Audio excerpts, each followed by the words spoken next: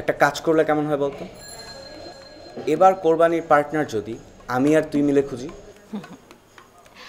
আমি পারবো না, তুই গিয়ে খোঁজ, আমি এইসবের মধ্যে নাই।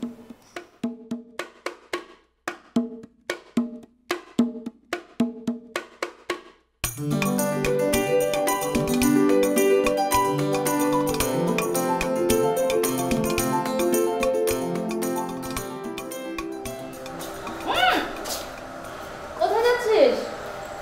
তোর ভার্সিটি না ঈদের ছুটি? মা, ভার্সিটি ছাড়া কি আর অন্য কোথাও যাওয়ার জায়গা নেই?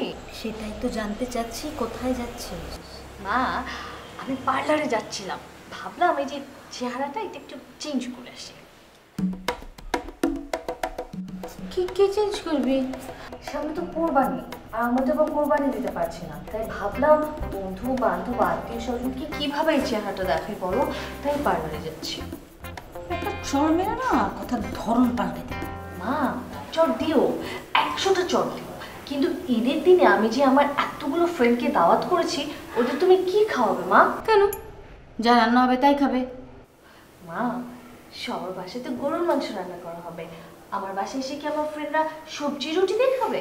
যেমন সামর্থ্য তেমন আপ্যায়ন। আচ্ছা তোদের কিরকম বন্ধু বলতো? একটু তোদেরকে শো অফ করতে হয় কেন?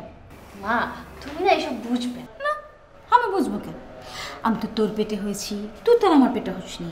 আমি তো শিশু, অবুঝ। তুই বুদ্ধিমান না, তুই সব বুঝিস, তাই তো? আচ্ছা তোদেরই শুধু আত্মসম্মান বোধ আছে, আমার আর তোর বাবার নেই। মা, তুমি না আসলে কখনো বুঝবে না। আচ্ছা শোন, যেখানে যাচ্ছিস যা, সন্ধ্যা আদার আগে কিন্তু বাসায় ফিরবি। ঠিক আছে, ঠিক আছে, আসো। সব কথা